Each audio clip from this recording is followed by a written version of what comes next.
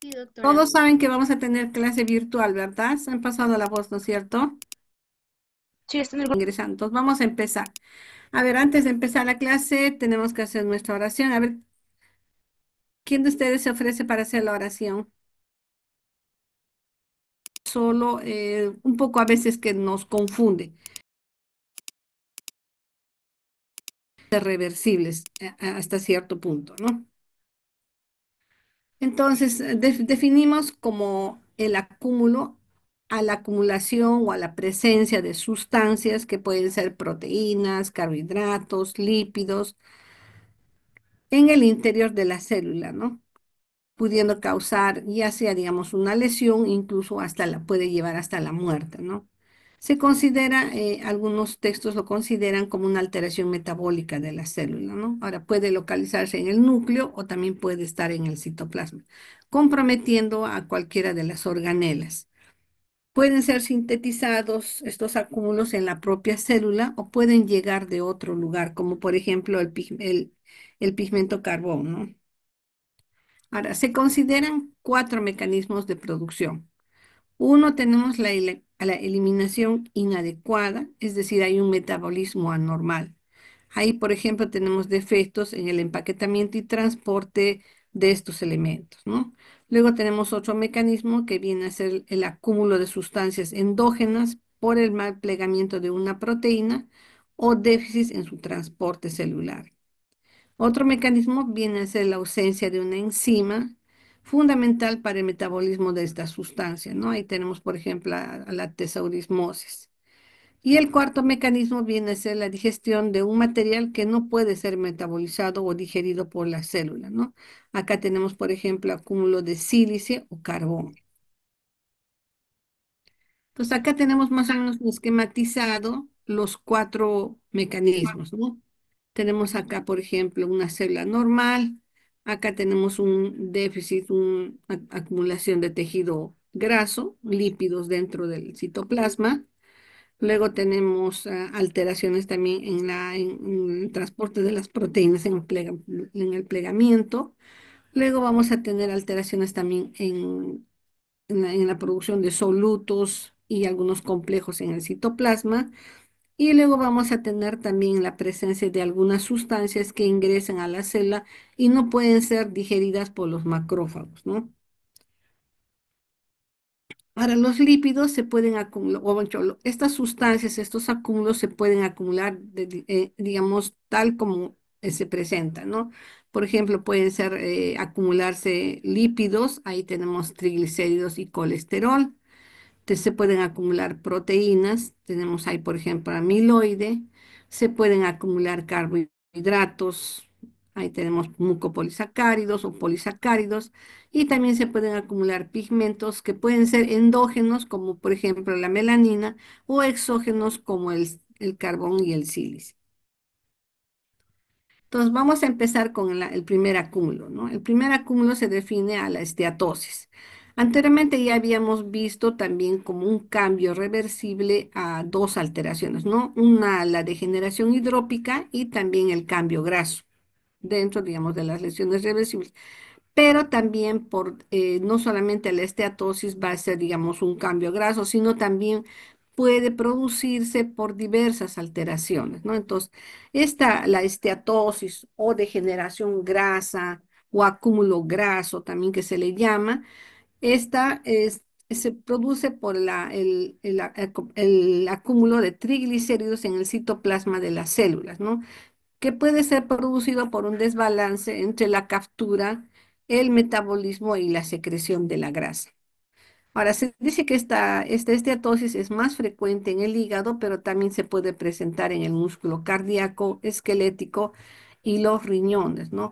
Y no solamente, digamos, en estos órganos, también se ha visto en algunos otros lugares, por ejemplo, a nivel retroocular, e incluso, ¿no? En lugares que a veces no pensamos, ahora que tenemos un incremento de la obesidad mórbida, estamos viendo acúmulo de lípidos en lugares donde antes no se pensaba, ¿no?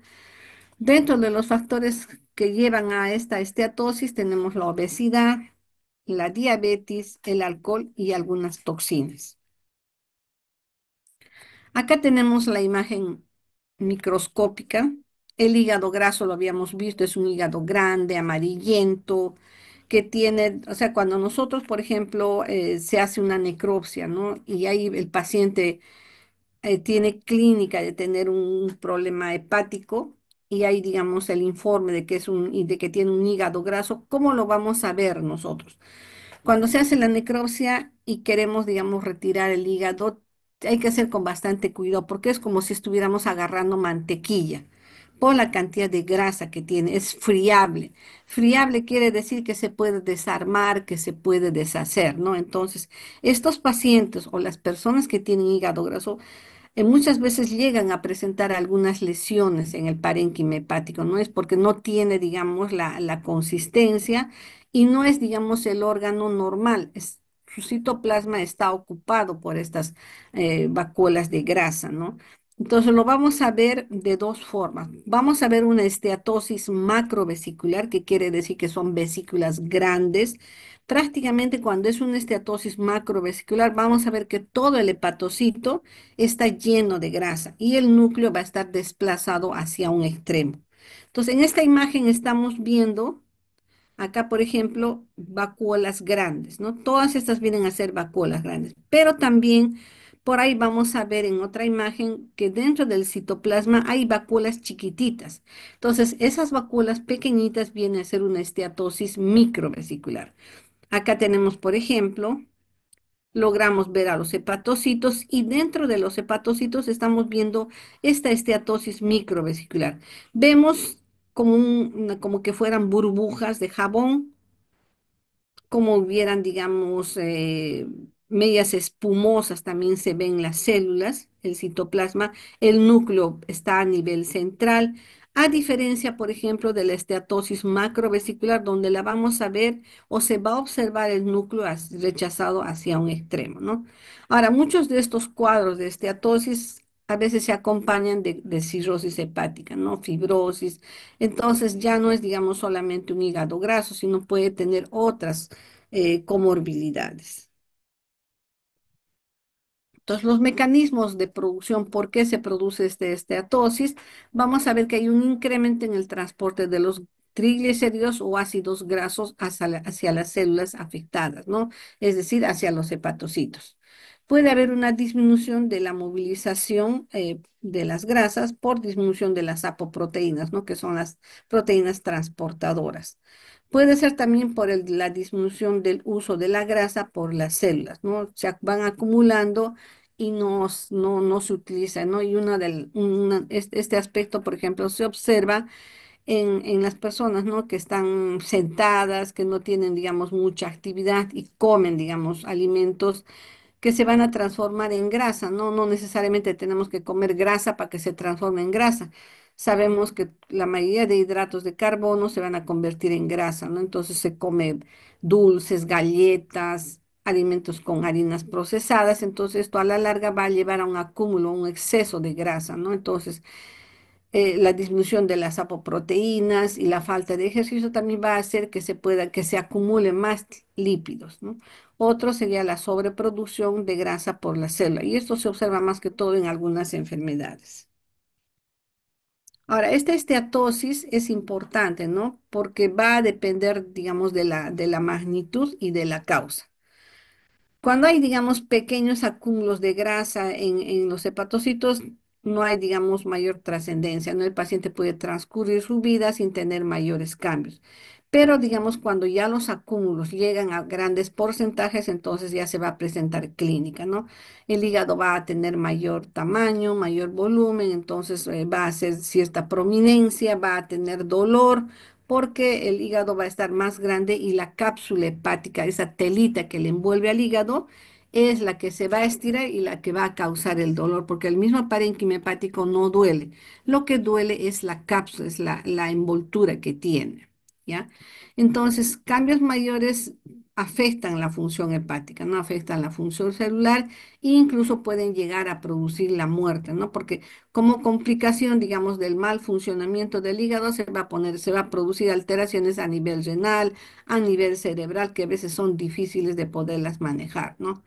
Ahora también debemos recordar que en el hígado se produce un acúmulo de triglicéridos, ¿no? Que pueden causar un aumento en el volumen del órgano, incluso doblar el peso del órgano, ¿no? Normalmente un hígado va a tener, digamos, un cierto peso, ¿no? Dependiendo de la edad, dependiendo del estado nutricional de la persona, ¿no? Más o menos eh, puede llegar a pesar, digamos, 1,5 kilos normalmente, ¿no? Pero si, digamos, tenemos un hígado graso, un hígado que está con acúmulo de lípidos, puede llegar hasta pesar incluso hasta 3 kilos, ¿no? Doblando su peso. Macroscópicamente, como les había manifestado, tiene un color amarillento y medio brilloso, ¿no? Por la cantidad de grasa. Microscópicamente vamos a ver esas vacuolas que se acumulan primero van a acumularse alrededor del núcleo, ¿no? Vamos a tener las vacuolitas que se colocan alrededor, pero estas vacuolas también van a confluir y van a desplazar el núcleo hacia un extremo, ¿no? Sobre todo en la esteatosis macrovesicular. Acá tenemos un hígado graso. Vean ustedes, normalmente el hígado tiene un color rojo vinoso, ¿no? Es un rojo más oscuro. Pero acá estamos viéndolo, vean ustedes, incluso está aumentado de tamaño.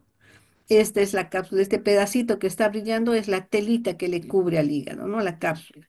Y se ha hecho un corte como pancito para poder, digamos, exponer esta superficie de corte y nosotros podamos ver, ¿no? Estos huequitos que ven ustedes acá son canalículos biliares, ¿no?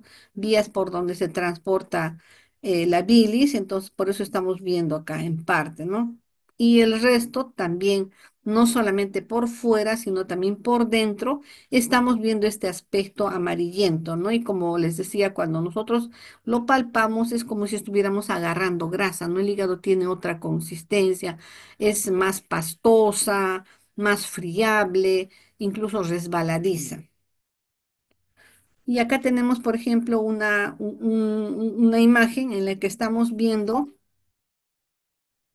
parte, digamos, es un corte que corresponde a un espacio porta, ¿no? Acá tenemos parte, digamos, incluso en esta laminita se ha hecho una coloración de tricrómica, que eso también les hablé. Hay coloraciones que nos permiten ver, digamos, algunas estructuras que nosotros queremos, ¿no?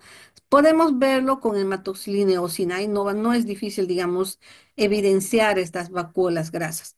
Pero si queremos ver que este hígado, ¿qué más tiene aparte de la estatos? De repente tiene ya un fondo de una cirrosis, entonces muchas veces las áreas de fibrosis se ven de color rosado y no se evidencia, digamos, esos puentes entre espacios porta, entre la vena centrolobular y el espacio porta, que se forman y van a hacer que el hígado se vea nodular o micronodular, ¿no? Entonces, para poder ver esas áreas de fibrosis, esos puentes que se forman entre vena porta y espacio porta o entre vena porta y vena porta, necesitamos hacer coloraciones especiales. Y una de las coloraciones que utilizamos es la tricrómica de Mason. Esta tricrómica nos va a permitir ver todos los lugares donde haya fibrosis y lo vamos a ver de color azul, como lo que estamos viendo acá en la lámina. Acá estamos viendo áreas en medio de los cordones de hepatocitos, estamos viendo áreas de color celeste, ¿no? Entonces, estas áreas ya son áreas de fibrosis. Y si miramos, vamos a ir viendo que por algunas partes también se insinúa, ¿no? Entonces, esas áreas de fibrosis significa que hay presencia de fibroblastos y fibras colágenas, ¿no? Entonces, esto a la larga puede llevar a una cirrosis, puede predisponer a una cirrosis. Entonces, por eso es importante saber qué otras comorbilidades u otras alteraciones tiene el hígado. Muy pocas veces solo se observa que es un hígado graso. La mayoría de las veces los pacientes que ingresan a hospitalización tienen otras patologías. No solamente es un hígado graso, ¿no? Un hígado graso, sino son pacientes alcohólicos, pacientes que tienen antecedentes de haber tenido hepatitis y ya tienen un daño hepático. Entonces, esto nos va a permitir, digamos, ver otras lesiones, ¿no? Aparte, vamos a poder diferenciar las vacuolas grandes, efectivamente, si nosotros miramos casi todo es un hueco transparente, ¿no? No vemos el núcleo. Acá, por ejemplo, en este patocito, si vemos el núcleo como una pequeña media luna hacia un extremo. Entonces, vamos revisando así campo por campo y vamos identificando. Efectivamente, el núcleo está desplazado hacia un extremo. Pero otra cosa que también vemos, ¿no? Hay otros hepatocitos que tienen esteatosis microvesicular. Entonces, este hígado tiene los dos cambios, tanto la macrovesicular como la microvesicular. Acá tenemos otra coloración. Esta es una coloración de paz. También nos permite ver los mucopolisacáridos en los hepatocitos y solamente se van a pintar aquellos hepatocitos que tienen el glucógeno en su citoplasma, ¿no? La mayoría tiene esta esteatosis, por eso se ve, ¿no? Y lo que predomina en esta lámina es la macrovesicular, la esteatosis macrovesicular. Los hepatocitos generalmente son células poligonales de citoplasma rojo con los gránulos de glucógeno que son de color rojito y le da esa tonalidad al hepatocito. No tienen un núcleo central, muchas veces vemos un núcleo prominente sin que esto sea, digamos, atípico, ¿no? Los hepatocitos tienen un núcleo prominente. Esto nos hace también recordar que este es un órgano noble y que puede regenerarse, no está en mitosis, entonces por eso se logra ver incluso el nucleolo. Acá tenemos otra imagen. Y en esta otra imagen vamos a ver, aparte de ver los hepatocitos, vamos a ver componente inflamatorio. Entonces, vemos los hepatocitos, por ejemplo, este es un hepatocito que está junto con otro, y así vamos viendo, ¿no? En realidad, el hígado, nosotros tenemos que tener más o menos una imagen, ¿no?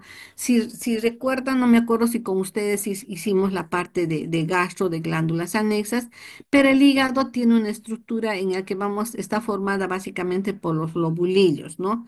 Entonces, estos lobulillos hepáticos tienen las venas centrolobulares, tienen los espacios porta y hay maneras incluso que nos pueden ayudar de poder definir cuál es la unidad básica del hígado, ¿no? Anteriormente nos decían no que era el lobulillo hepático, pero ahora sabemos que el hígado se divide por zonas, la zona A, la zona 1, zona 2, zona 3. Entonces esto nos ayuda incluso todavía más porque nos va a dar, digamos, una idea de cómo es que se está oxigenando el hígado, ¿no? Las zonas que tienen o las zonas que son cercanas a la arteria hepática que está en el espacio porta van a ser las zonas mejor irrigadas. Esa es la zona 1.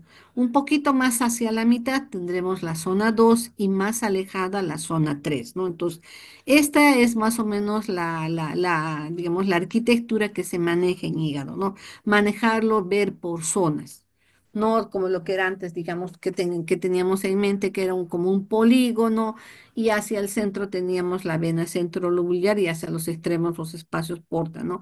Esto es más académico, pero más, digamos, funcional es hablar de zona 1, zona 2 y zona 3, ¿no? Ahora, en un espacio porta del hígado, ¿qué es lo que vamos a encontrar? Vamos a encontrar la arteria hepática, vamos a encontrar la vena, vamos a encontrar linfático y los canalículos biliares. Nuestros canalículos biliares van a ser los, digamos, como unos tubitos por donde se va a transportar la bilis. Esto es lo que hay en un espacio porta, ¿no? Ahora, este espacio porta a su vez también va a tener, digamos, eh, una cantidad determinada, digamos, de fibras reticulares, fibroblastos y colágeno que le va, digamos, a dar como un armazón, ¿no? Y más que todo en el hígado lo que se ve son las fibras reticulares.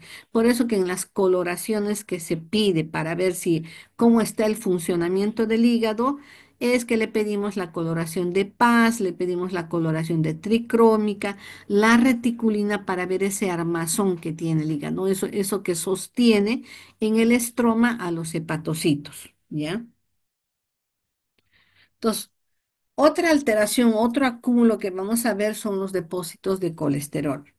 El colesterol y sus ésteres pueden acumularse en el citoplasma de los macrófagos, ¿no? Los macrófagos, como sabemos, son parte de las células del tejido conjuntivo. Entonces, estos macrófagos, dependiendo dónde estén, porque cuando están en la sangre, pues sabemos que se llaman histiocitos, ¿no es cierto? O monocitos, mejor Ahora, dicho. disculpe, Sí. el Zoom se va a acabar. Ya le mandé un link para poder ingresar a otro. Ah, ya, entonces cierro esto e ingreso para el otro, ¿no? Por favor, Ya, no te preocupes. muchas gracias. Ya.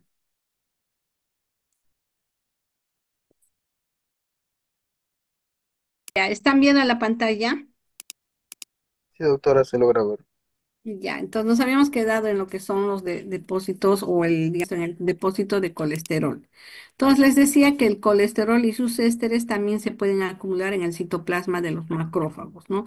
Como sabemos, les decía, los macrófagos son, digamos, células de defensa, provienen de la sangre. En la sangre lo vamos a observar como monocitos y cuando estos monocitos van a los tejidos, en cada lugar van a adoptar una forma, ¿no? Por ejemplo, si es a nivel del pulmón, vamos a tener los macrófagos alveolares, ¿no? Si son, digamos, en el hígado, van a ser las células de Kupffer. Si son, digamos, en los tejidos, van a ser los histiocitos en los otros tejidos, ¿no? Entonces, así van teniendo nombres, digamos, de acuerdo al lugar donde estén. Entonces, estos macrófagos van a, digamos, tratar de englobar estos ésteres y el colesterol para tratar de eliminarlos, ¿no? Ahora, puede ser estos depósitos por un incremento en la ingesta o puede ser, digamos, se puede producir también por una disminución en el catabolismo, ¿no? Y lo vamos a observar en enfermedades como la aterosclerosis y la colesterolosis, ¿no? Acá tenemos, por ejemplo, un segmento de aorta. Acá estamos viendo la pared de la aorta totalmente deformada. Estamos viendo áreas en las que incluso se ve áreas hemorrágicas con destrucción. El otro día yo les mostré una aorta como era normal. La parte de la íntima se veía todo rosadita, brillosa, limpiecita, ¿no? Digamos cuando era normal. Pero vean ustedes cómo se ve acá, ¿no? La estamos viendo incluso deformada, alterada en su estructura. Acá todavía queda un poquito, diríamos, ¿no? Pero incluso no podría afirmar porque me da la impresión que esto estuviera con... Mira, te lo paso y te lo pinto. A ver, chicos, alguien está conversando. Por favor, pueden cerrar su micrófono. Si no, no nos escuchamos. ¿Ya? Ya, pues. Entonces, acá estamos viendo en esta área que estamos viendo es la parte que está en contacto con la sangre. No vendría a ser, digamos, la parte del lumen o la luz, ¿no? Acá vamos a tener todo lo que es el endotelio de la pared de la aorta. Este endotelio está formado por células planas, un epitelio plano. Debajo de este endotelio vamos a tener el subendotelio. Y en ese subendotelio vamos a tener algunas fibras colágenas, vamos a tener fibroblastos y también vamos a tener a las fibras elásticas, que vendría a ser la elástica interna de la pared de la aorta, ¿no? Y luego vamos a ver la capa media. Después de la capa media tenemos la adventicia o serosa, ¿no? Y en esa adventicia o serosa, dependiendo dónde esté el vaso, vamos a tener los pequeños vasitos del vasa vasorum que le da la nutrición a la aorta. Ahora, si nosotros observamos una pared normal, vamos a ver incluso agujeritos donde se está dividiendo, no están saliendo sus ramas de la aorta, pero acá lo que vemos es una pared totalmente deformada. Estas áreas que les estoy señalando es como si nosotros hubiéramos roto parte de la pared, ¿no? Y debajo de ella vemos áreas hemorrágicas, vemos también unas áreas más amarillentas que otras. Acá, por ejemplo, esta de acá ya tiene, digamos, una tonalidad más blanca. Entonces, ¿cómo empieza todo esto? ¿No? Empieza con acúmulo de grasa. Va a acompañarse, digamos, a nivel del subendotelio, van a acumularse vacuolas de grasa. Esas vacuolas van a tratar de ser eliminadas por estos macrófagos, pero a veces es muy excesiva la cantidad de lípidos que está circulando en sangre, rompen el endotelio, rompen esas células endoteliales y se meten en el subendotelio. Entonces, al inicio vamos a tener las estrías grasas, ¿no? Que incluso se va formando desde que el niño está, digamos, antes de la pubertad por la alimentación sobrecargada de hidratos de carbono y grasas, ¿no? Entonces se va acumulando en forma de estrías grasas. Si se corrige, digamos, la alimentación, estas estrías grasas todavía pueden ser, digamos, retiradas, ¿no?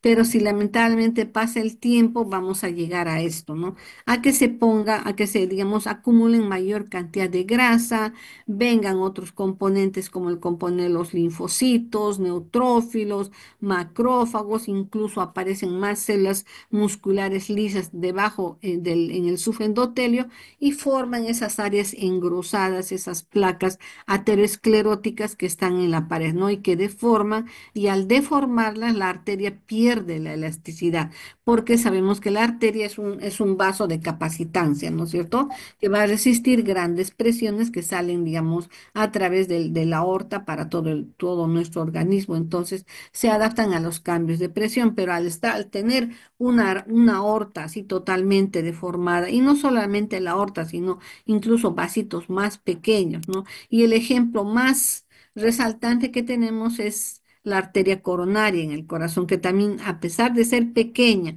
más o menos del grosor de una mina de lapicero, se llena de placas de colesterol, se obstruye, esta obstrucción no deja pasar la sangre y al inicio vamos a tener, digamos, cuadros de isquemia, de dolor, ¿no? Y posteriormente, cuando ya se tapa total su luz, vamos a tener el infarto de miocardio, es decir, la muerte de las fibras miocárdicas, ¿no? Entonces, esto es a lo que nos lleva estos acúmulos, a que la pared de la aorta totalmente se deforme, ¿no?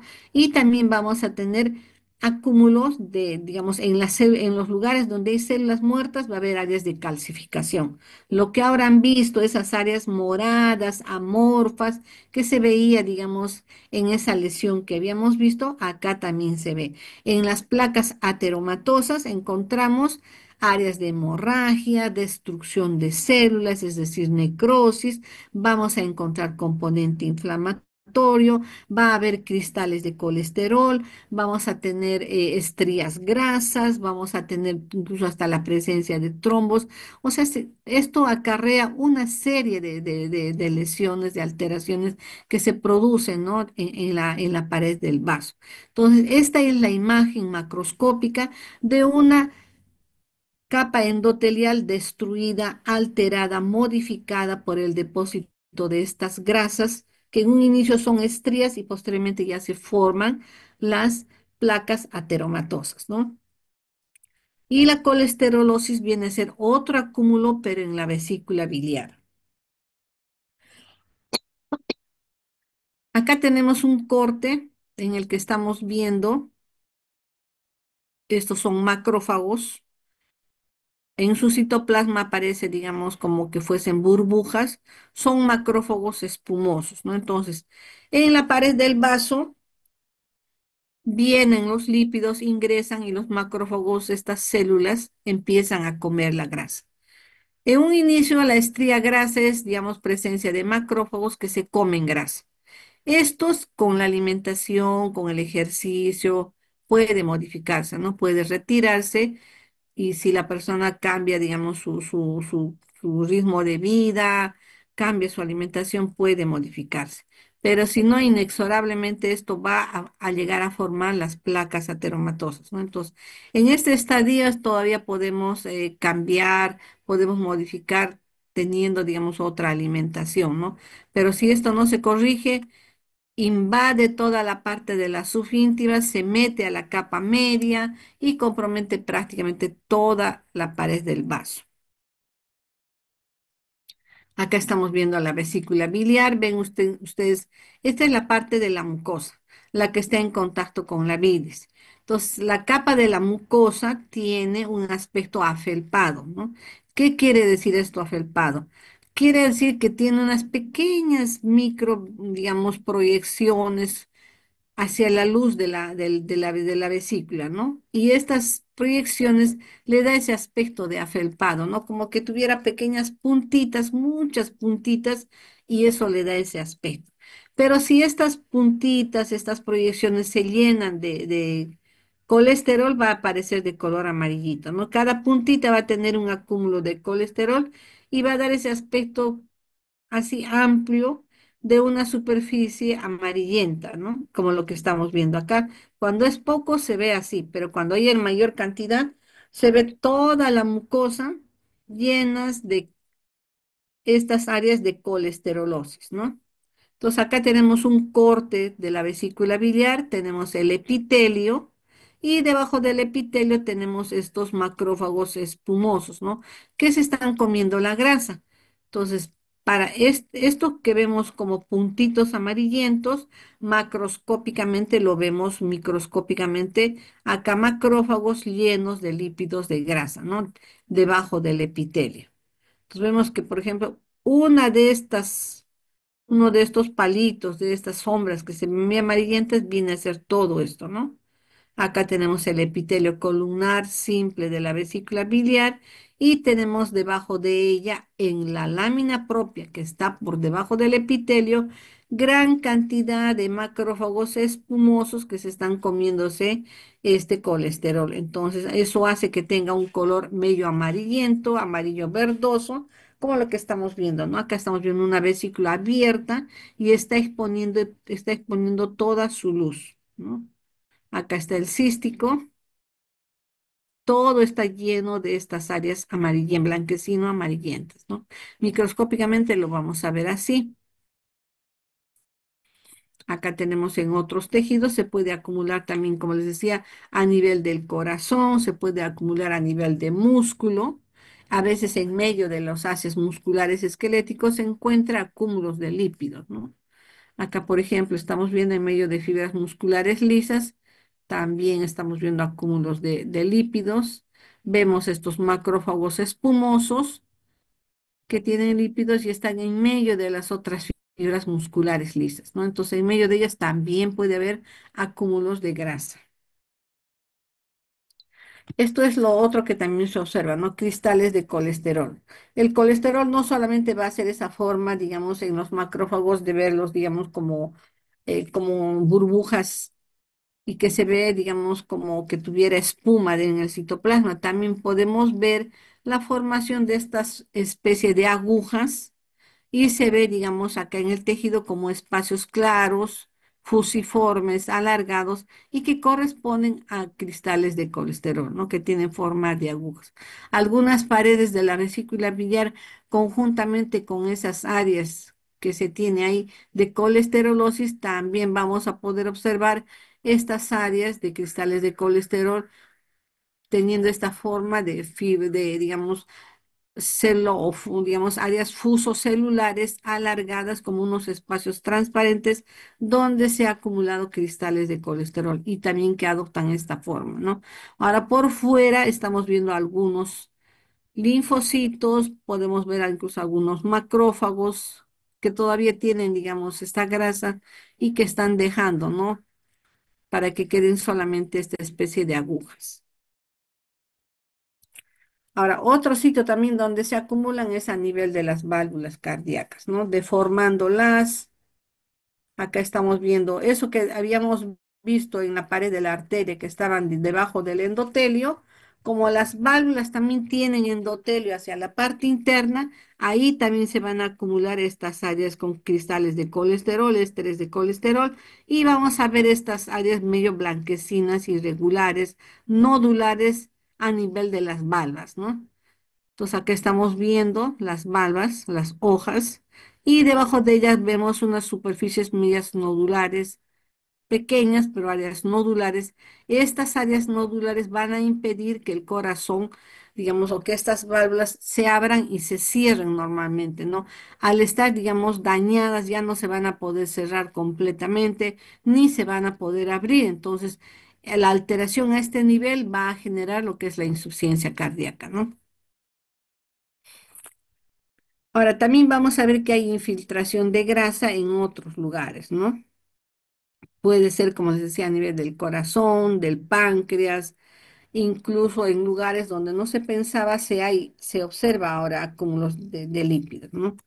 Acá estamos viendo grasa en el músculo cardíaco. Entonces, un corazoncito que tiene abundantes vacuolas grasas en medio de las fibras miocárdicas, ¿no? Viéndolo a mayor aumento, acá tenemos una fibra miocárdica, una fibra en Y,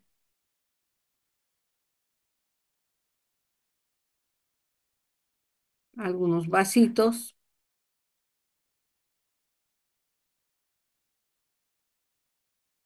Entonces, ahora, otro depósito que también vamos a observar son las presencias de las proteínas, ¿no? Depósito de proteínas.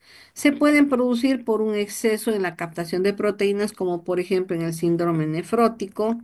También se puede producir por un inadecuado metabolismo en el transporte intracelular, como en los cuerpos de Mallory en la hepatitis alcohólica o los cuerpos de Russell en las células plasmáticas, ¿no? Entonces, ¿cómo lo vamos a observar macroscópicamente? Los cuerpos de Russell lo vamos a ver como grandes inclusiones, como que fuesen vacuolas grandes dentro de las células plasmáticas, ¿no? Como lo que estamos viendo acá. Parece que le hubiéramos llenado una célula plasmática de un material rosado, amplio, el núcleo hacia un extremo, pero sigue manteniendo en la célula plasmática ese aspecto en timón, digamos, de barco que tienen los núcleos de las células plasmáticas, ¿no? Entonces, este detalle nos ayuda también a poder, digamos, darnos cuenta, poder diferenciar que efectivamente se trata de células plasmáticas, ¿no? Porque cuando están llenas de lípidos, decimos, son hepatocitos, ¿qué son, no? Pero si nosotros nos fijamos el núcleo, ese núcleo va a mantener ese aspecto de timón de barco, ¿no? Ya nos acercamos y los grumitos que tienen de cromatina van a ser como que fuesen, digamos, los extremos de un timón de barco, ¿no? Pero, digamos, haciendo un gran esfuerzo para poder, digamos, hacerlo parecer, ¿no? Ustedes se van a darse cuenta que en patología, muchas de las patologías o de las lesiones siempre han tratado de compararlas con otras estructuras, de repente para no, que no nos olvidemos o para hacernos recordar, ¿no? Pero muchas veces también nos puede llevar a confusión. Por eso siempre es importante aclarar las dudas, ¿ya? Acá tenemos los cuerpos de Mallory, que vienen a ser, digamos, acumulaciones rojas que están dentro de los hepatocitos, ¿no? En personas que tienen enfermedades hepáticas crónicas, como por ejemplo la cirrosis hepática, ¿no? Ahora, en la mayoría de los casos, estos acúmulos sugieren, digamos, un daño hepático. También podemos observar acúmulos de proteína en los túbulos renales, ¿no? Entonces, estos túbulos renales, cuando, digamos, no hay agua, no hay circulación, también van a sufrir alteraciones, ¿no? Entonces, ¿qué va a pasar? Al no haber, digamos, mucho fluido, la orina que está pasando, digamos, ya al túbulo colector, incluso se persiste la reabsorción de moléculas de agua y la orina se hace bien escasa, más espesa, ¿no? Entonces, hay que tener mucho cuidado con los pacientes, sobre todo aquellos que tienen diabetes o insuficiencia renal. Evitemos que se produzcan, digamos, mayores alteraciones, ¿no? Ahora, otro acúmulo que también se observa es la acumulación de glucógeno, ¿no? Se produce cuando hay acúmulos y esto ocurre generalmente por deficiencias del glucógeno, ¿no? Tenemos, por ejemplo, formas frecuentes en las que hay deficiencia de la glucosa 6-fosfatasa en la que se observa, por ejemplo, en el informe de von Gierke en el riñón y en el hígado, ¿no? Otra deficiencia puede ser también la deficiencia de la enzima fosforilasa muscular en la enfermedad de McArdle, ¿no? Pero de todas ellas, la más frecuente es esta, la de von Gierke, ¿no? Que se observa a nivel del riñón y también del hígado. Acá tenemos en los hepatocitos. Vean, ¿no? El acúmulo de estas proteínas va a hacer que el hepatocito tenga un aspecto granular, ¿no? Y como que a veces compite con el núcleo, como lo que estamos viendo acá. Hepatocitos poligonales y en su citoplasma tienen estas vacuolas, ¿no? A mayor aumento, esta célula está medio poligonal, hay una vacuolita, pero acá también estamos viendo estos acúmulos, ¿no?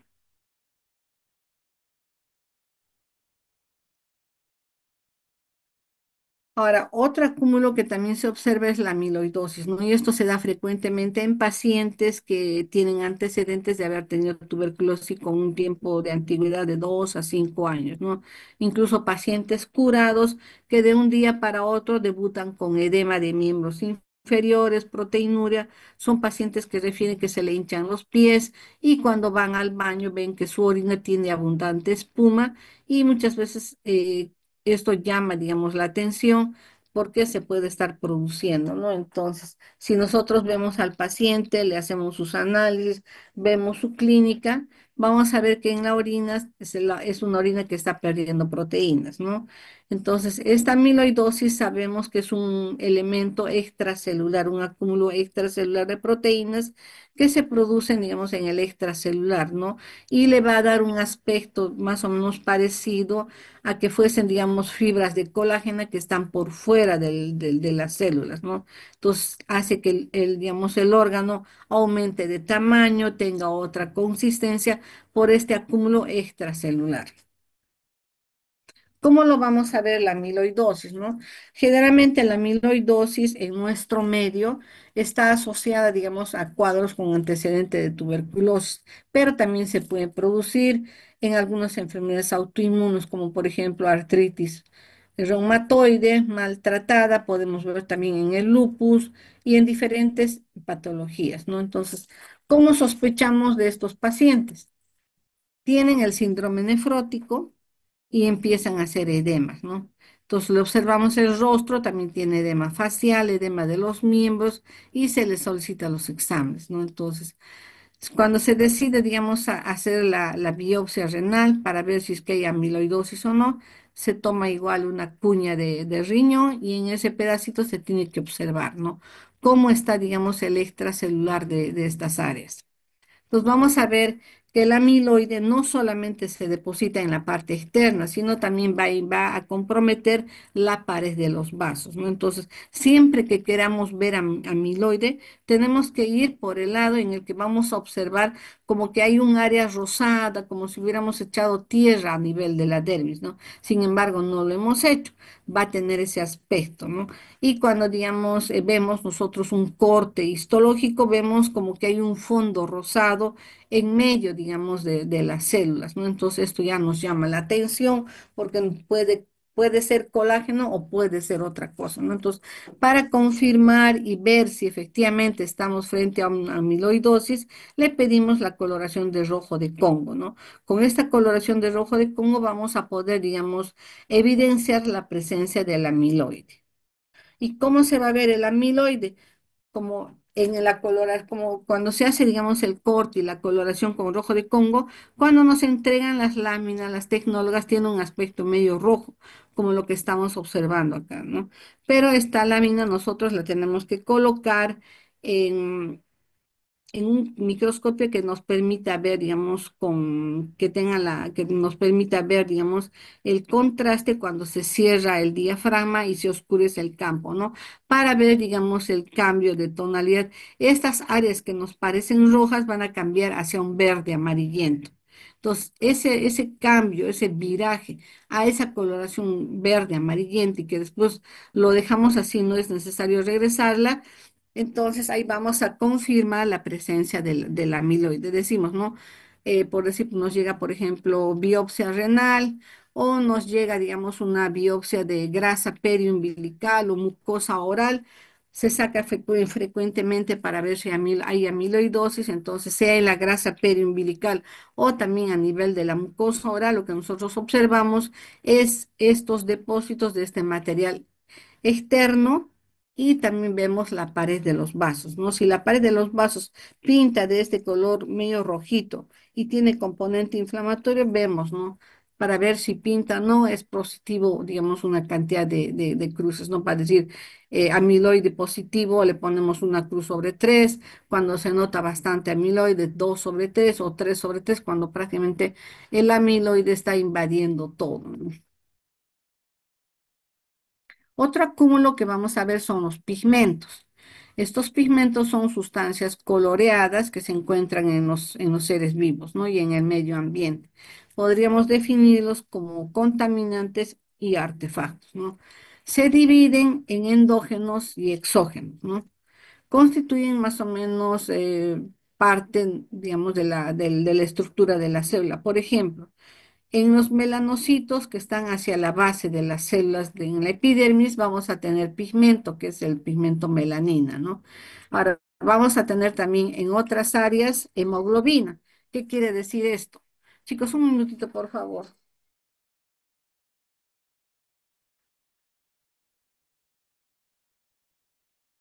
Sí, Antonio, estoy en clase, despuésito te llamo, ¿ya? Sí, sí, te llamo.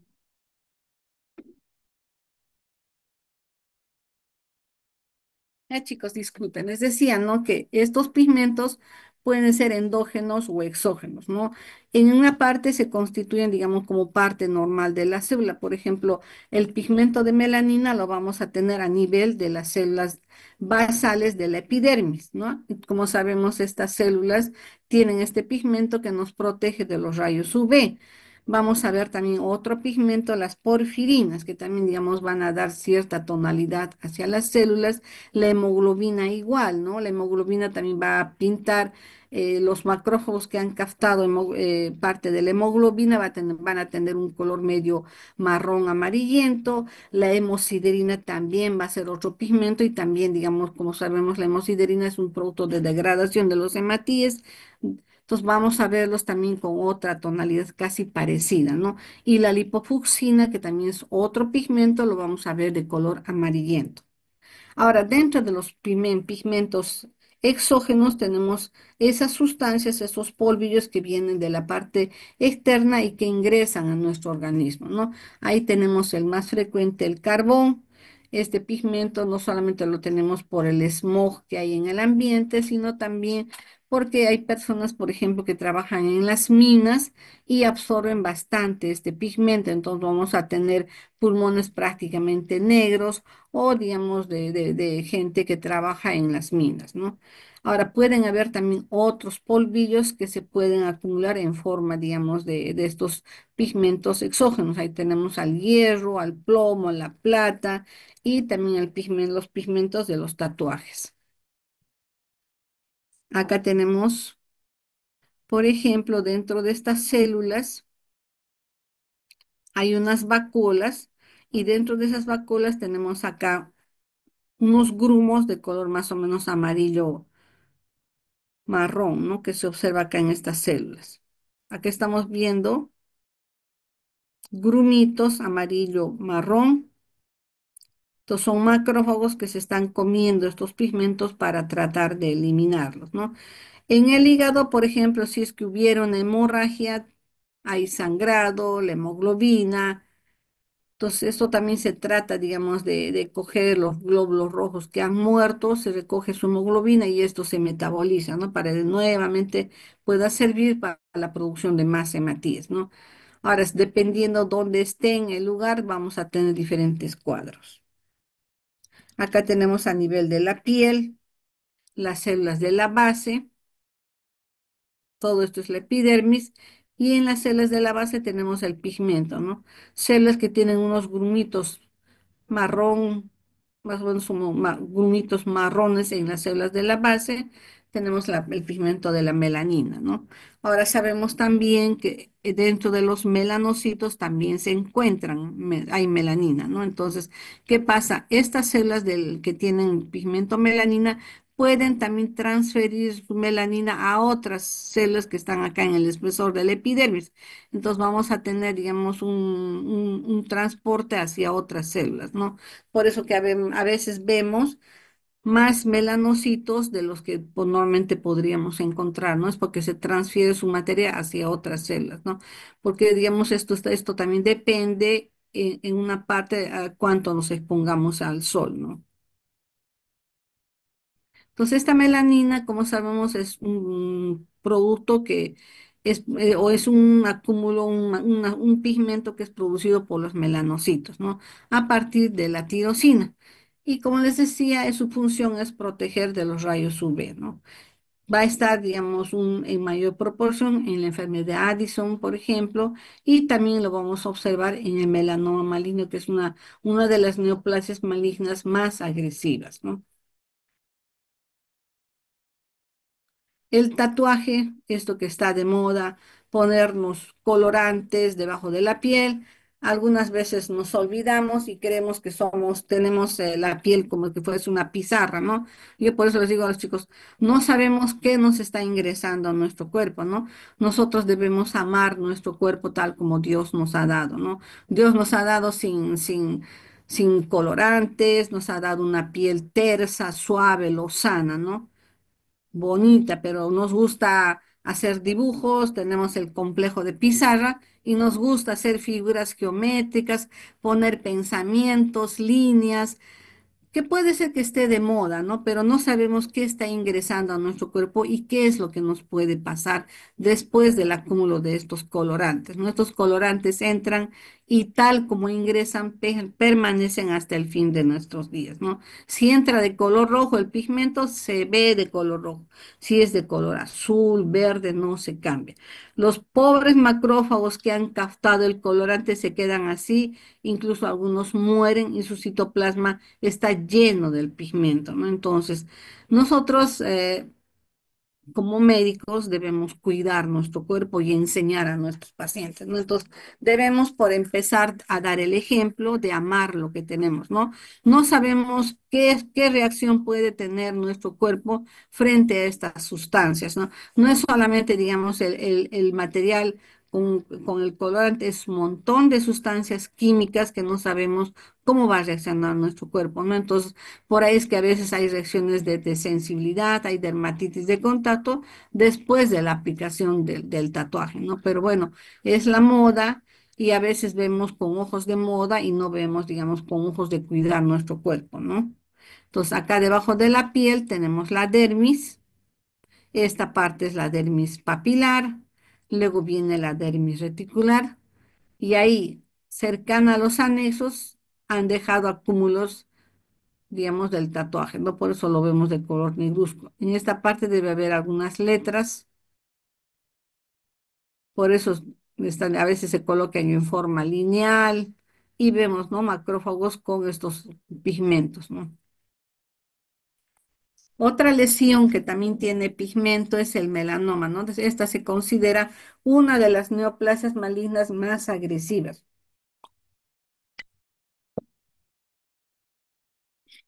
Acá estamos viendo una lesión en piel irregular, con áreas más oscuras, áreas más claras, con bordes irregulares. Si nosotros trazamos una línea por la mitad, vemos que este lado no es igual que este otro lado. Luego vamos a ver que la tonalidad también acá está más oscura y acá tiene otra tonalidad. Entonces, son bordes irregulares. En el melanoma, como el que les digo, aplicamos esa regla del abecedario, ¿no? Vemos la asimetría, que es colocar una línea y ver si ambos lados son iguales. Luego vemos también los bordes, bordes irregulares. Luego también vemos, digamos, si es que estos bordes tienen puntita o son bordes romos y si es que hay cambios en la tonalidad, ¿no? Áreas más oscuras y áreas más claras. Sobre todo ver, digamos, el antecedente de cómo era antes y con qué velocidad está creciendo, ¿no?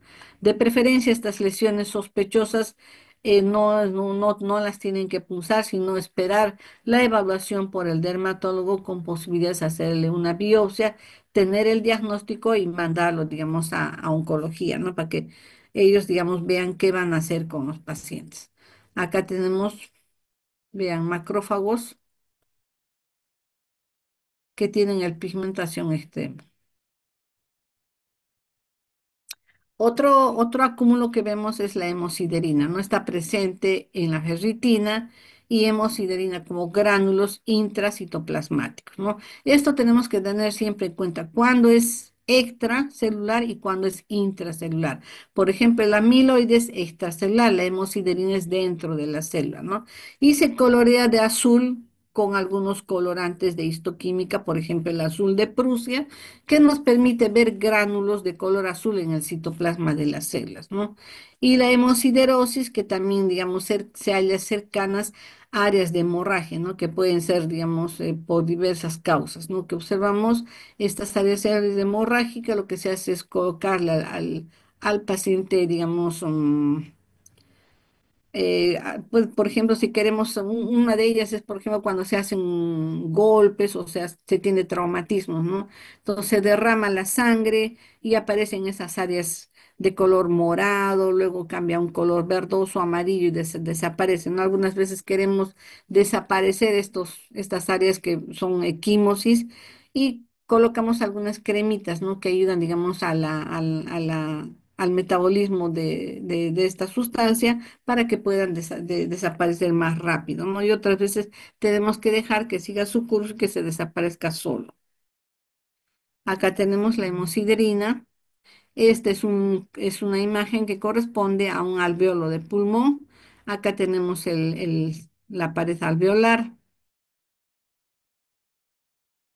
y dentro de ello, en esta parte del espacio alveolar o dentro de los alvéolos, vamos a tener estas células espumosas que corresponden a hemosiderina, ¿no? Son macrófagos que se han comido hemosiderina, están tratando de desaparecer, ¿no?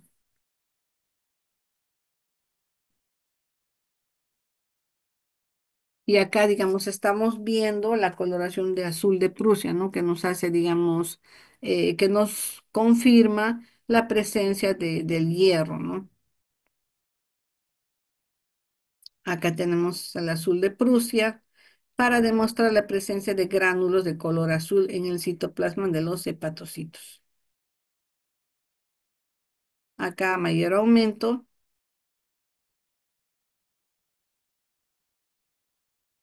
Ahora, otro pigmento que también observamos es la lipofucsina. Es un pigmento lipídico insoluble que se encuentra en algunos tejidos de las personas, sobre todo mayores, con malnutrición o que tengan una enfermedad crónica, ¿no? Es un pigmento de color marrón dorado y que se encuentra básicamente en el hígado, en las fibras miocárdicas y en las neuronas, ¿no? Se presenta como o representa la acumulación de un material de membrana no digerido por los lisosomas, ¿no? Y digamos que puede persistir después de la autofagia, ¿no? Ahora, la lipofucsina puede ser, digamos, autofluorescente, ¿no? Y puede verse de un color, de un tinte medio amarillento. Acá tenemos lipofucsina. Vemos acá dentro de estas células áreas que tienen, digamos, una coloración medio amarillo, marrón amarillento que corresponde a la lipofucsina. ¿Dónde lo vamos a observar frecuentemente después del infarto de miocardio?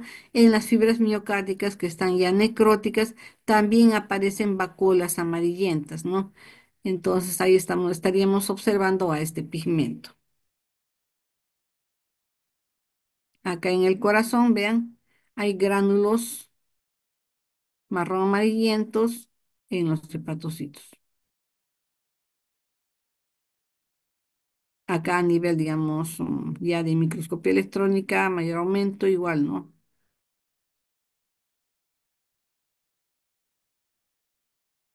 En el hígado, dentro de los hepatocitos, también se ha visto,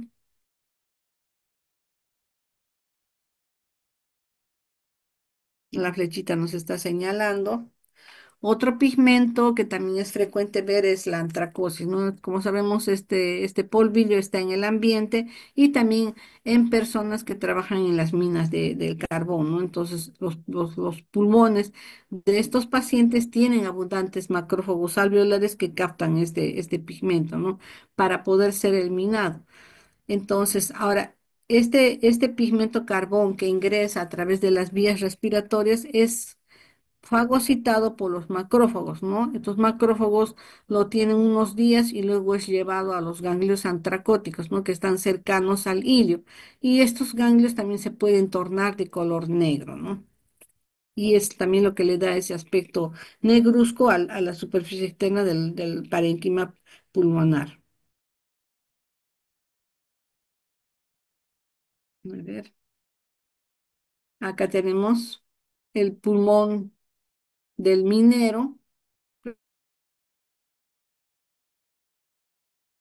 Son pulmones incluso ya fibrosados, todo deformados y prácticamente de un color negro, ¿no? Como lo que estamos viendo acá, diversas áreas negruzcas por la presencia de este pigmento, ¿no?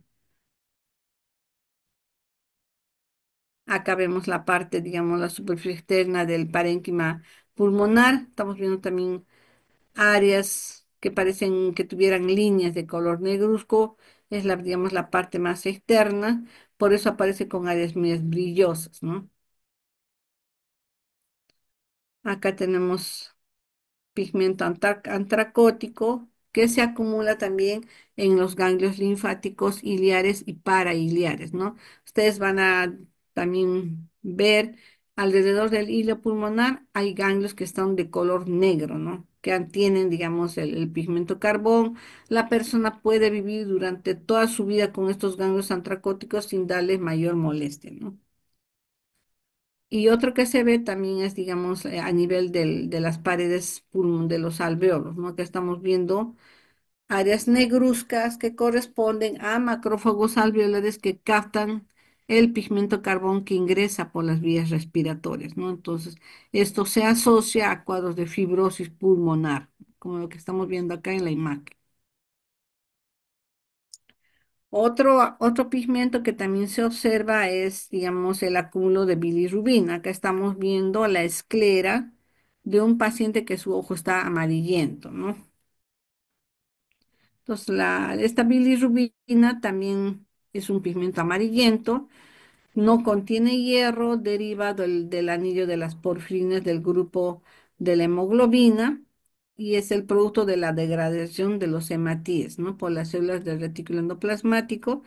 Es insoluble, está unida a la albúmina de la sangre, ¿no? Ingresa a los hepatocitos, es conjugada por esta enzima glucuronil transferasa y va a ser, digamos, de que este pigmento del bilirrubina pueda metabolizarse, ¿no? Pero si este pigmento o esta enzima no está, digamos, en una cantidad adecuada, van a generarse una serie de enfermedades. Y una de ellas, por ejemplo, es, digamos, la ictericia congénita o esta enfermedad de Gilbert, ¿no? Acá tenemos, estos son cordones de hepatocitos. En el espacio porta tenemos estas áreas amarillentas.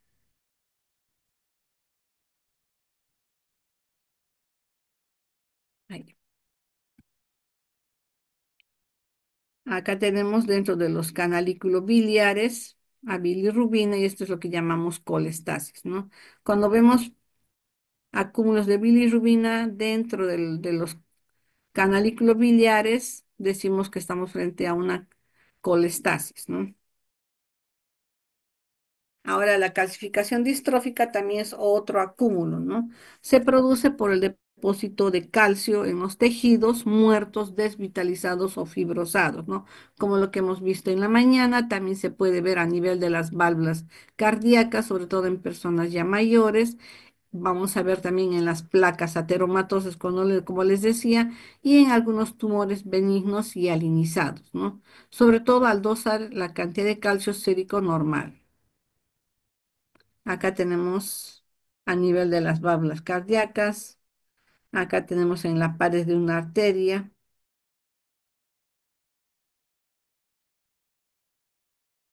Entonces, la calcificación patológica también se va a producir y va a ser por un depósito anómalo de calcio, ¿no? Junto con el hierro, el magnesio, incluso otros materiales. Puede ser distrófica y está asociado a cuadros de necrosis, a niveles sanguíneos normales de calcio, ¿no? Y nos indica daño celular que puede ocasionar un mal funcionamiento del órgano. En la calcificación metastásica, vamos a ver qué ocurre en los tejidos normales en presencia de hipercalcemia, ¿no? Puede ser por incremento de la paratormona, puede ser porque hay una destrucción óseo, de tejido óseo, o puede haber trastornos en el metabolismo de la vitamina D, ¿no? Que nos puede llegar a producir, digamos, estas alteraciones. Y luego vamos a ver también que se da en la insuficiencia renal. Y lo vamos a observar, aparte, digamos, de tener incremento de la paratormona, la destrucción ósea, en los trastornos del metabolismo de la vitamina D y en la insuficiencia renal. Ahora, esta calcificación metastásica, como les había dicho, se observa en tejidos que no han tenido un daño previo, ¿no? Se asocia a hipercalcemia y las causas pueden ser incremento de la paratormona y lo que hemos visto, ¿no? Destrucción de tejido óseo, sobre todo cuando hay metástasis tumorales con destrucción ósea, ¿no? Por ejemplo, en el mieloma múltiple puede haber metástasis a nivel óseo y pueden producir las fracturas patológicas también en la enfermedad de Paget, ¿no? Ahora puede haber desórdenes relacionados con la vitamina A, ahí tenemos vitamina D, mejor dicho, ahí tenemos la hipercalcemia idiopática, ¿no? En los cuadros de insuficiencia renal, ahí por ejemplo observamos la nefrocalcinosis, esto digamos a nivel de los túbulos renales, se observa áreas de calcificación distrófica. Acá vemos un cuadro de nefrocalcinosis, vean todas estas áreas blanquecinas están, digamos, impregnadas dentro de del parénquima renal, ¿no? Por eso que ambos riñones tienen ese aspecto más o menos similar de múltiples nódulos. A nivel también observamos a nivel de los septos alveolares, en pacientes con hipercalcemia puede producirse áreas de calcificación. Acá a nivel de vasitos de la pared gástrica también vamos a observar áreas de calcificación, ¿no?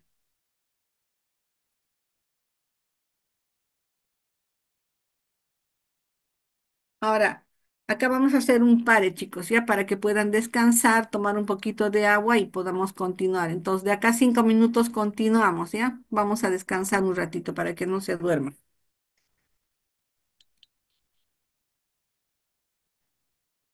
Sí, doctor. Lo que nos falta es poquito nada más definido de genes, ¿no? Y sus vías de señalización establecidas. Se han definido mecanismos para el envejecimiento, ¿no? Uno de ellos es el daño y las mutaciones que se dan a nivel del ADN. Después hay una disminución en la replicación celular, hay alteraciones de la homeostasis de las proteínas y un cuadro de inflamación persistente, ¿no? Que también va a llevar a este envejecimiento. Acá tenemos en este esquemita las alteraciones que se producen, ¿no? Las células madre pueden resultar alteradas por alteraciones a nivel del gene, a nivel de la, digamos, del desgaste de los telómeros, puede haber alteraciones epigenéticas, vamos a tener pérdida de algunos componentes, va a haber una disfunción de la mitocondria y esto nos va a llevar, digamos, al envejecimiento de la célula, ¿no? Entonces, en este pequeño cuadrito más o menos como que nos recuerda cuáles son los, digamos, los factores de fondo que pueden llevar al envejecimiento. Ahora, normalmente el cuerpo de la persona con el transcurrir de los años va a llegar a tener un envejecimiento, ¿no? Pero se pueden dar, digamos, estos mecanismos de una manera, digamos, acelerada y que, digamos, lleven más rápidamente al envejecimiento, ¿no? Por ahí es que ahora se está viendo, por ejemplo, que personas que tienen cuidado con su alimentación, se hacen sus controles y digamos no tienen otras comorbilidades, hacen ejercicio, las vemos pues que tienen 85, 90 años y están lúcidas, hacen ejercicios, caminan, se desenvuelven bien, mientras que otras personas llegan a los 65, 70 años y ya tienen múltiples de achaques, dolores, es porque se está modificando todos estos factores, ¿no? Entre ellos también entra a tallar comorbilidades, que se tenga como diabetes, presión alta, cuadros, digamos, de antecedentes familiares de cáncer. Luego vamos a ver, por ejemplo, predisposición a ciertas sustancias, el trabajo que hayan realizado, que también va a influenciar, ¿no? Y otro de los factores que también está contribuyendo a esto es la obesidad, ¿no? Y, digamos, el estar muchos ratos sentados sin hacer ejercicio, ¿no? Eso también va a que se pueda producir un cuadro de inflamación crónica y que también contribuye al desarrollo más rápido de este envejecimiento. Pues acá vamos a ver lo que corresponde al daño y a las mutaciones celulares del ADN, ¿no? El daño en el ADN nuclear y en el mitocondrial está mediado por radicales libres, ¿no? Que se generan por toxinas y también por la radiación.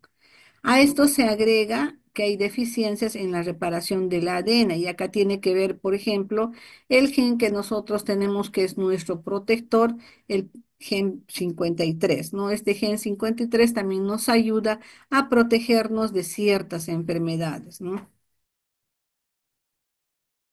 El daño en el ADN, que como estamos viendo que puede ser por la radiación ultravioleta, pueden ser por radicales libres o también por radiación ionizante, ¿no? Esto se da más que todo en personas que trabajan en los servicios de radiología o en pacientes que reciben, digamos, radioterapia, ¿no? Que pueden también acelerar su envejecimiento porque se va a dañar el ADN, ¿no?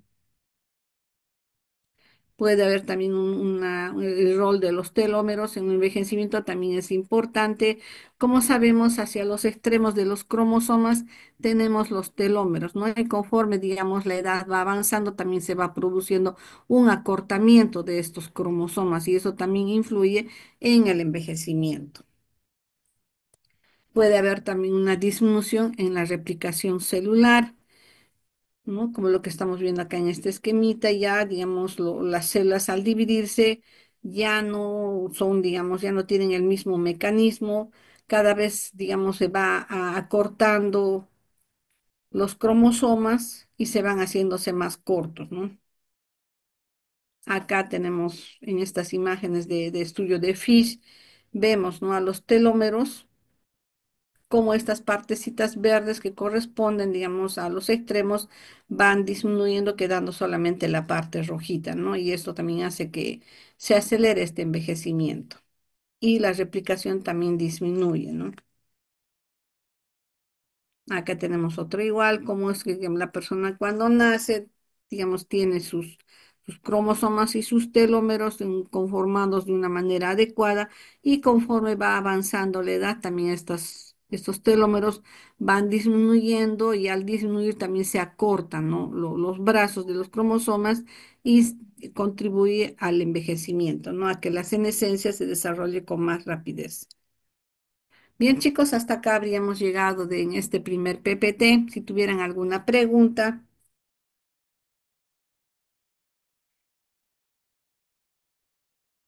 con esta parte habríamos terminado todo lo que se refiere a lesiones reversibles, ¿no?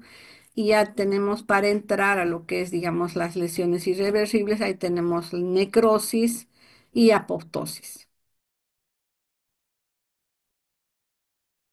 Doctora, una consulta con respecto a los exámenes que se van a llevar a cabo. ¿Va a enviar la lista de los exámenes que vendrían a tomarse en cuenta para el primer Claro, examen?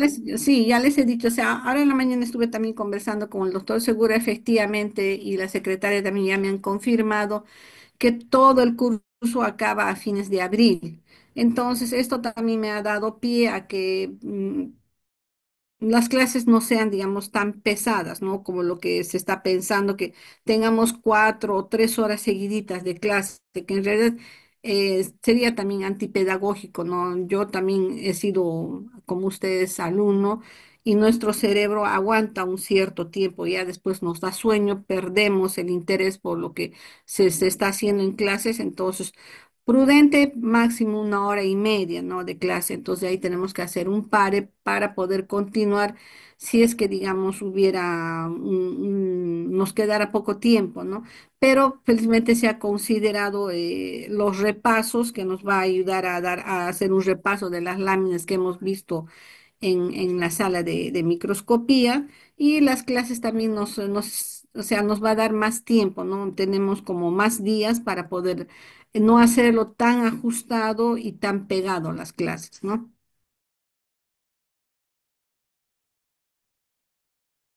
Ok, doctora.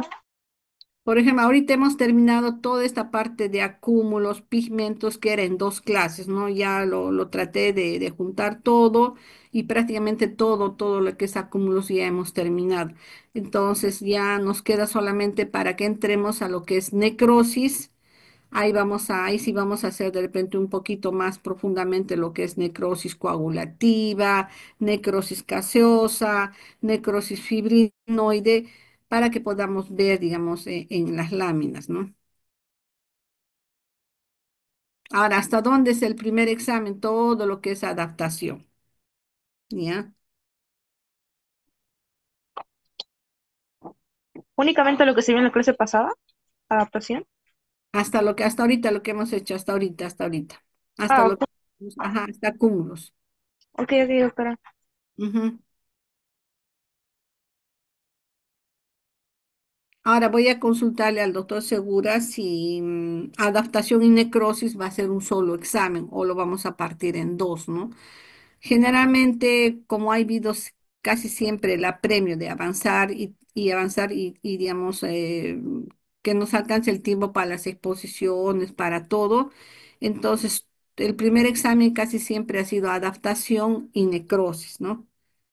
Entonces, no sé si ahora va a ser así o va a ser necrosis aparte, ¿no? O va a ser junto con adaptación. Le voy a consultar esa parte.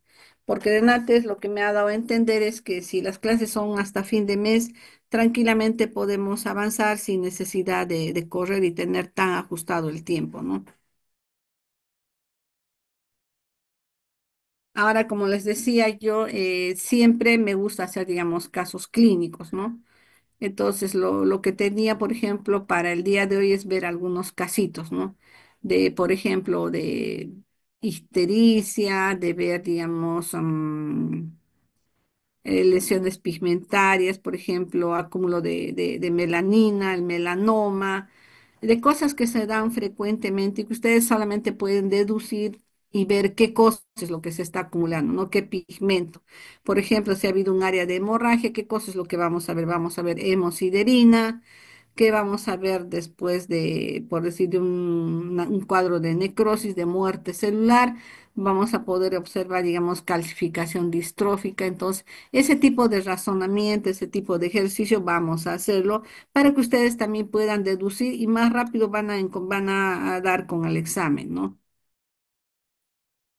Si algunos se han fijado, el Robbins ahora tiene aparte tiene un libro en el que se hace preguntas y todas esas preguntas que vienen son casos clínicos, ¿no? Entonces, ¿por qué les digo esto? Porque al doctor Segura le gusta poner preguntas de... Hay un programa que ustedes tienen en las computadoras ahí en la sala de cómputo. Entonces, ahí hay bastantes casos clínicos aplicados, por ejemplo, a esta parte que estamos realizando, ¿no? Lo que es adaptación, lo que es envejecimiento, lo que es acúmulos. Entonces, yo he estado fijándome el ciclo pasado y al haber casos clínicos, pues si yo solamente me quedo con lo que les he explicado, difícilmente vamos a poder deducir algún caso clínico, ¿no? Pero si hacemos, por ejemplo, una explicación, empezamos a razonar qué es lo que pasa, por qué es importante saber estos acúmulos, vamos a prácticamente dar con el examen, ¿no? Por decir un caso, por ejemplo, ¿no? Un paciente que viene, un trabajador de una mina, que trabaja por decir más de 30 años, viene con un cuadro de tos, pérdida de peso, viene con disnea. Y cuando se toma la placa radiográfica, lo que se observa es un refuerzo de la trama broncovascular. Vemos unos pulmones también con aumentados, digamos, en longitud, fibróticos, y cuando se hace la espirometría, vemos que este paciente tiene su capacidad ventilatoria venida a menos, ¿no? Entonces, cuando se hace un examen de esputo, lo que vamos a observar es bastantes macrófagos con pigmento carbón, ¿no? ¿Qué nos está diciendo esta? Es la presencia de estos macrófagos, que este paciente tiene abundante pigmento en ambos campos pulmonares, ¿no? Entonces, al haber un exceso de acúmulo de pigmento carbón, ha llevado a que, digamos, la estructura del parénquima pulmonar se lesione, se altere, ¿no? Y después de un proceso inflamatorio, generalmente hay una reparación y una fibrosis. Por ahí es que este paciente tiene dificultad para respirar, no puede ventilar bien, porque tiene el antecedente de haber trabajado muchos años en una mina, ¿no? Donde ha tenido, digamos, la inhalación de este pigmento que ha ido hacia el parénquima pulmonar por las vías respiratorias y le han dañado el pulmón, ¿no? Entonces, estos ejercicios es lo que tenemos que hacer, ¿no? Para que ustedes sepan, digamos, cuál es la aplicación clínica que se tiene de todos estos conceptos que estamos aprendiendo, ¿no? ¿Qué pasa, por ejemplo, cuando vemos, digamos, los ojos de una paciente o de un paciente que, digamos, están amarillentos, ¿no? ¿Qué deducimos? Deducimos ictericia, deducimos que hay pigmento de bilirrubina que está, digamos, circulando en la sangre, ¿no? Y que lo estamos viendo a través de las escleras. Entonces, este pigmento a qué nos está llevando a pensar que hay una alteración en el metabolismo de la bilirrubina, ¿verdad? Entonces, así es más o menos como lo que yo estoy pensando hacer, digamos, en medio de las clases, ¿no? Por decir, por ejemplo, ahora ya hemos terminado todo lo que es acúmulos, pigmentos y adaptación. Entonces, para la próxima clase voy a preparar para la parte práctica algunos casitos que vamos a ir deduciendo, ¿no? Ahora también voy a ver el horario, como ya más o menos me han dado luces hasta cuándo tenemos tiempo para poder trabajar. Voy a distribuir estos casos clínicos y de repente lo vamos a trabajar como lo que hemos hecho con el grupo anterior, ¿no? Que trabajamos los domingos un par de horas, hacer ejercicios, casos clínicos tipo repaso, que nos ayuda bastante en los exámenes, ¿no? A poder deducir, hacer un ejercicio de lo que hemos aprendido para que no se le sea difícil entender que solamente es el concepto, ¿no? Como ustedes se han dado cuenta, hay bastante texto, bastante teoría, que yo sé que aprenderse todo esto de memoria no es fácil, ¿no? Pero si empezamos a hacer ejercicio, a deducir, se nos va a hacer más fácil poder hacer nuestro razonamiento. ¿Ustedes estarían de acuerdo en que hagamos un tipo caso clínico? ¿Verdad que nos les serviría, ¿no es cierto? Sí, doctora. Era de gran ayuda. Sí, eso les va a ayudar bastante porque es también lo que nos ha ayudado bastante en el Práctica. ciclo pasado, ¿no? Porque si yo les dejo con estos conceptos y después agarro y les hago una pregunta, pues es un montón. Y eso que yo he tratado, digamos, de resumir, poner ya conceptos así más, más concisos, más precisos, es bastante. Porque si juntamos todo lo que es la primera parte, digamos, de la parte de introducción a la patología, después lo que hemos hecho a la parte de adaptación, lo que hemos hecho la clase anterior de lesiones reversibles, y ahora lo que estamos haciendo, la parte de acúmulos, es bastante, ¿no? Y nos faltaría, digamos, la parte de necrosis. Entonces, yo voy a ver ahorita el sílabus y voy a ver, no son, ya son 7 exámenes que están programados, entonces voy a ver cómo lo vamos a distribuir. Ahora, en la parte de trastornos cromosómicos no hay láminas para poder ver, no tenemos láminas. Entonces, casi siempre hemos aprovechado, en, digamos, los días que tenemos esta parte de alteraciones cromosómicas, se hacen exposiciones, ¿no? Se les da, digamos, temas para que ustedes puedan exponer, todos participamos, hacemos, digamos, una especie de raciocinio y, digamos, parte como todas las horas utilizar para alteraciones cromosómicas de repente sería mucho, ¿no? Entonces lo que hacemos es, digamos, correr y utilizar parte de ese tiempo para hacer esta especie de casos clínicos, ¿no? Digamos, de las placas ateromatosas, qué pasa incluso con un infarto de miocardio, con una hipertensión arterial, qué pasa con el miocardio. Entonces, ustedes poco a poco, sin, digamos, saber toda la clínica, solamente con saber qué es una hiperplasia, qué es una hipertrofia, qué es una calcificación distrófica, qué es, digamos, el acúmulo de sílice, el acúmulo de carbón, después la esteatosis macrovesicular, microvesicular, vamos deduciendo, ¿no? Un paciente que viene con tal, como yo más o menos les presento el caso, y ustedes razonan, ¿no? Dan ideas y eso mismo, ese mismo ejercicio también se aplica en los casos clínicos, ¿no? Entonces, de esa manera les ayuda bastante porque patología es eso, ¿no? O sea, ¿qué aplicas cuando vas a ver tu paciente? No le vas a mirar al paciente y vas a dar todos los conceptos que hemos visto, ¿no? Vas a tener que rápidamente deducir qué tiene. Si tiene los ojos amarillos, ¿qué es lo que está pasando?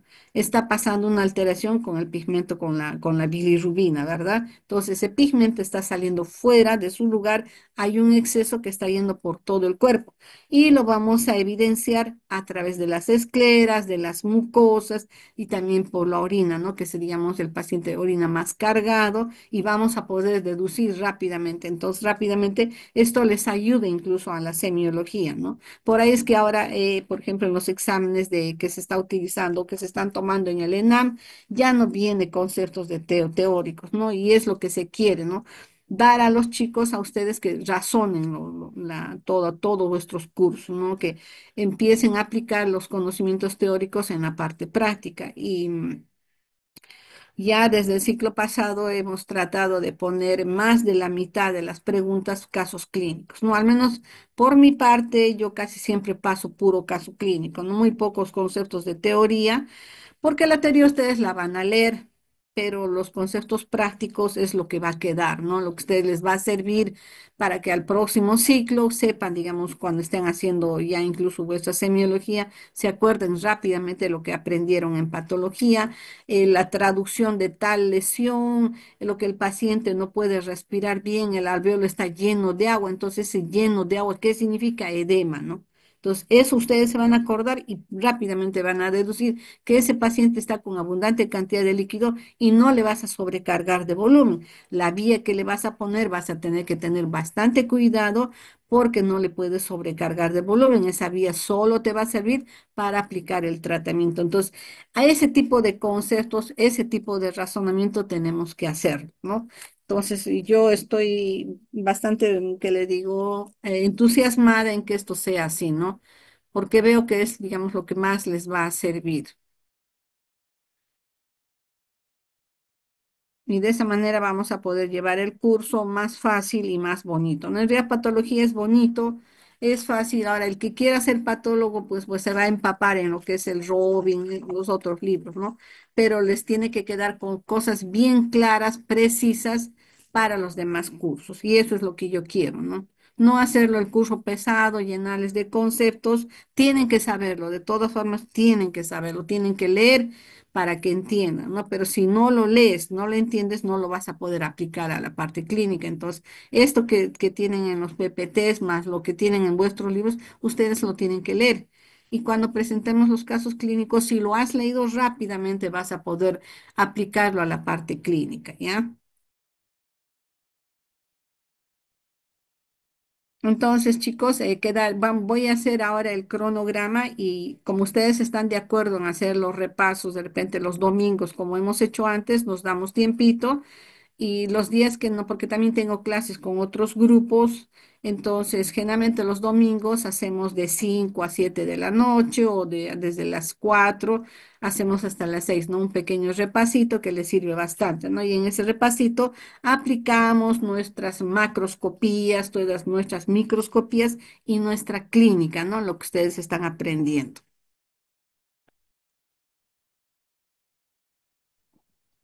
Muchas gracias, doctora. Y entonces para el día lunes yo les voy a pasar ya el cronograma, los días en que tenemos clases.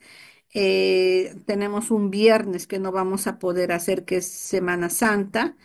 Entonces, en vez de ese viernes, de repente podemos utilizar el domingo para que no nos falte días y podamos terminar. Ahora, los días domingos, es cierto, no está dentro de mi horario. Yo lo hago porque ustedes puedan aprender. Me interesa bastante que de mi curso salgan aprendiendo. Lo que yo quiero es que patología no pase por ustedes, sino ustedes pasen por patología, ¿no? Que les quede algo. No quiero ver chicos que se hagan desaprobar. Me da bastante pena porque sé que es una inversión para ustedes, es un gasto para vuestros padres, para muchos de ustedes que trabajan. Entonces, es muy triste ver que hay algún compañero que no puede, digamos, aprobar el curso por una serie de motivos, ¿no? Entonces, no quisiera que pase esto, no quiero tener alumnos que más de la mitad estén jalando, no. Justamente para demostrarle a nuestras autoridades que ustedes son chicos tan capaces como de otras universidades, de otros centros de estudio, es que quiero hacerlo así el curso, ¿no? Gracias a Dios he tenido opción de tener, y tengo amigos, ¿no? Que están en otros países, cómo enseñan patología, cómo hacen patología. Entonces, mi idea es esa, ¿no? He visto, por ejemplo, que en México, cómo hacen, ¿no? Lo que les decía, ¿no? Hacen esa parte, por ejemplo, de célula y enfermedad, donde hacen, digamos, un recuerdo de lo que es la parte de la biología celular y aprenden bastante de lo que son marcadores tumorales. Entonces, eso he conversado, estuve conversando con algunos de vuestros compañeros, vamos a incluir esa clase. No, no está dentro de nuestro sílabus, pero sí tienen que saber qué significa cromogranina, qué significa CD3, CD20, por qué le pido a un linfoma cuando hagan ustedes neoplasias, los marcadores tumorales, ¿no? Que nos permiten dar el apellido a las neoplasias. No es porque se le ocurrió a alguien, es porque tiene que ver con la parte molecular, con el retículo endoplasmático, con el núcleo, con el ADN, qué está pasando con él. Así como los acúmulos, igual tenemos que aprender esta parte de salud y enfermedad y de repente lo podemos hacer, digamos, como un tipo de exposiciones para que ustedes también puedan participar y podamos todos aprender, ¿no? Porque sí considero que sí es importante, sí o sí. En México lo están haciendo, en Argentina llevan salud y enfermedad, entonces son temas que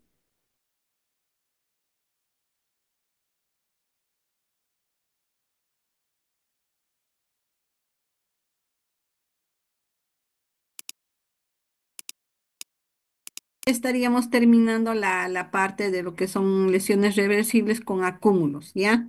Entonces el día lunes vamos a continuar con nuestras prácticas, ahí vamos a ver otras láminas, ¿ya? ¿Me escuchan? Sí, doctora, se escucha. Ya, entonces lo que les decía es que he tratado de avanzar todo lo que corresponde ya terminando la parte de lesiones reversibles, Ah, no bueno. que nos queda solamente la parte de lesiones irreversibles, necrosis, ¿no? Necrosis y apoptosis, que en realidad también es bastante amplio. Yo les decía, no es cuestión de solamente poner conceptos sin ver, sino también correlacionarlos con nuestra práctica, ¿no? Como nos están dando hasta fines del mes de abril con exámenes, con todo. Entonces voy a acomodar las clases para no hacerlo tan pesado y podamos también hacer esos repasos los días domingos, ¿no? No es obligatorio, pero sí me gustaría que participen ustedes porque les ayuda bastante en los exámenes y también hacemos ejercicio, ¿no? Ustedes pueden ese rato sacar vuestros libros, ver más o menos qué es lo que se relaciona, qué cosa puede ser y contestan las preguntas, ¿no? De esa manera avanzamos y es como un ejercicio, ¿no? Que ya les queda porque han leído, lo que han leído lo han razonado, lo han entendido y les sirve para vuestra práctica clínica, ¿no? Y cuando se llevan semio, pues ya prácticamente han avanzado bastante en la parte de patología. Entonces, el día lunes vamos a ver, nos toca hacer la parte práctica. Ahí vamos a empezar a ver otras láminas. Vamos a ver lo que es, digamos, la parte de vamos a ver esteatosis hepática, vamos a ver hemosiderina, vamos a ver en relaciones a estos acúmulos, ya pigmento carbón, después todo lo que sea, digamos, lo que nos falta es esta parte de acúmulos, ¿ya? Y nos quedaría para el día viernes que viene ya lo que es necrosis gaseosa, necrosis licuefactiva, necrosis coagulativa, toda esa parte de necrosis y de repente voy a tratar de conseguir algunas láminas con apoptosis, ¿no? Para que puedan ver. Entonces, con esa parte ya habríamos terminado todo lo que se refiere, digamos, al primer capítulo, tanto en teoría y en práctica. Y la siguiente práctica que viene se ha considerado un repaso. Entonces ahí vamos a hacer un repaso de todas las láminas que hemos visto y ya va a quedar, digamos, ya fijados los conceptos para que cuando venga el examen ya ustedes solamente repasen, ¿ya? Después de la parte de necrosis, esta primera parte viene inflamación. Ahí también sí tenemos láminas, ¿no? Algunas se repiten, por ejemplo, en inflamación crónica, inflamación aguda. Vamos a volver a repetir algunas de necrosis licuefactiva, que se ve bastante inflamación aguda, ¿no? Vamos a reconocer las células inflamatorias. Esto más o menos son dos clases prácticas, luego vendría su repaso y después viene alteraciones hemodinámicas. En alteraciones hemodinámicas vamos a ver congestión, vamos a ver edema, vamos a ver trombosis. Ya, después de esta parte viene lo que corresponde a alteraciones cromosómicas. Entonces, en alteraciones cromosómicas, como no tenemos láminas, nos da espacio para que toda esta parte práctica de lo que es necrosis podamos verlas con tranquilidad. Y ustedes han visto, ¿no? Hasta 5 láminas se ve bien, se puede hacer bien los dibujos y con tranquilidad se hace todo bien, ¿no? Entonces, son más o menos una semana que nos dan para alteraciones cromosómicas y esos 2 días lo utilizamos para, digamos, acomodarnos con el resto de las láminas, ¿no? Después de alteraciones cromosómicas vamos a tener lo que es, digamos, inmunopatología. En inmunopatología tenemos muy pocas láminas también, o sea, no tenemos, por ejemplo, asma bronquial. Voy a tratar de conseguir lo que es el síndrome de Sjögren, después algún tofo úrico, algún nódulo reumatoide. Voy a tratar de conseguir para que podamos ver. Tengo, creo, 1 o 2 láminas. Voy a mandar a hacer más cortecitos para que todos los puedan ver. Entonces, lo que es la parte de inmunopatología, nos quedaría solamente una clase. Si es que consigo láminas de pénfigo, ahí vamos a poder ver también. Y después de esta parte de inmunopatología nos queda lo que son neoplasias. Esa sí es la parte que tiene más práctica, ¿no? Son más o menos 3 prácticas entre ver lo que son neoplasias benignas y malignas, ¿no? Claro, no muy profundamente, pero sí volvemos a hacer hincapié cuál es lo normal y cuál es lo que es patológico, ¿no? En lo normal vamos a recordar todo lo que son hiperplasias, hipertrofias y en lo patológico vamos a ver esos núcleos atípicos, toda esa parte, ¿no? Que de eso ahí sí es la mayor cantidad de láminas. Y después de eso ya terminamos con lo que son las prácticas de laboratorio, porque luego vienen enfermedades ocupacionales, obesidad. Y de esa parte lo que más se ve, digamos, nuevamente es las placas ateromatosas, pulmón antracótico, son también pocas láminas, ¿no? Entonces, todo eso voy a tratar de acomodarlo para que en el transcurso de marzo y abril podamos terminar de ver todas las láminas y podamos ver todos los temas que tenemos proyectado para nuestro curso, ¿ya? Ya, doctora, muchas gracias. Bien, chicos, si tuvieran alguna sugerencia para la hoja que les he dado de práctica, algunos de vuestros compañeros me han sugerido colocarle flechitas y nombres. No voy a tratar de hacerlo para que también, digamos, se les haga más práctico y más rápido poder reconocer las estructuras. Como ustedes han visto, no es difícil hacer un dibujo, no es complicado tampoco si empezamos, digamos, a ver lo normal solamente, ¿no?